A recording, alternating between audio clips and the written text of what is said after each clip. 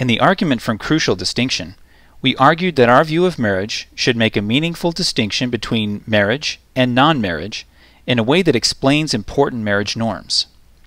Here, we add to that. The distinction should also explain why government should be involved in the first place.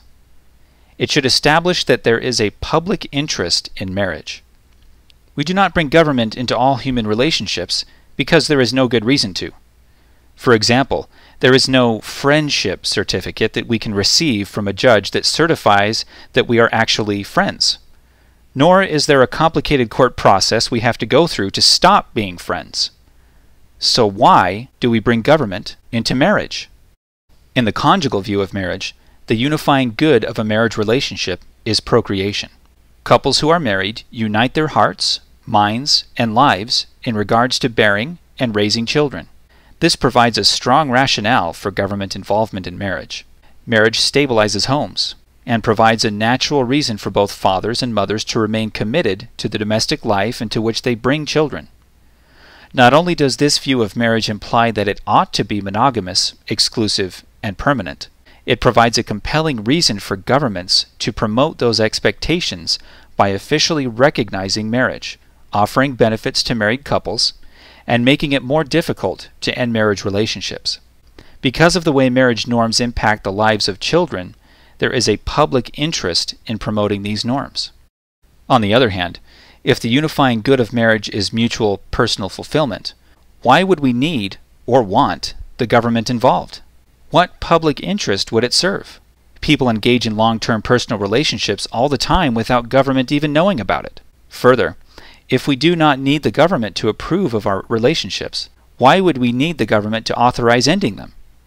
If we understand marriage from a revisionist perspective, there is no reason to think that marriage should be anything more than a private agreement that can be entered into and dissolved at will by consenting partners.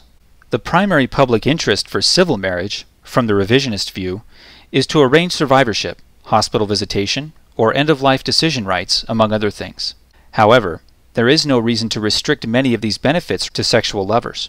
For example, why couldn't best friends, siblings, or roommates enter into similar arrangements? Whatever public interests are served in formalizing same-sex unions might also be served by formalizing a variety of companionships, such as roommates, close friends, siblings, etc. And the idea of civil marriage, as a unique institution, is therefore drawn into question. Let's use a metaphor to explain this more fully. Most nations have decided that education is a social good worth promoting, so much so that they offer primary and secondary education for free, and give generous grants, scholarships, and tax breaks to university students.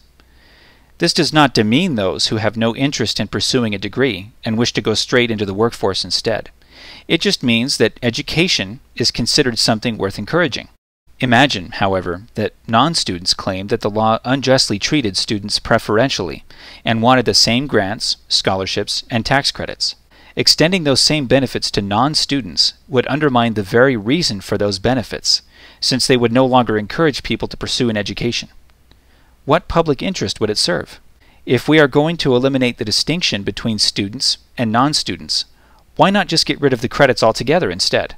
In a similar way, the revisionist view of marriage undermines whatever public interests marriage serves by eliminating any non-arbitrary distinction between marital and non-marital relationships. Not only is there no reason to exclude same-sex couples in the revisionist view, there is only a very weak case for formalizing any marriage relationship at all. In conclusion, the argument from public interest states that civil marriage serves an important public interest, or else there would be no need for it in the first place. It further states that the conjugal or traditional view of marriage provides us with a good reason for officially recognizing marriage as a public good, while the revisionist or modern view of marriage does not. Therefore, the revisionist view does not just change marriage, it questions its very existence as a civil institution.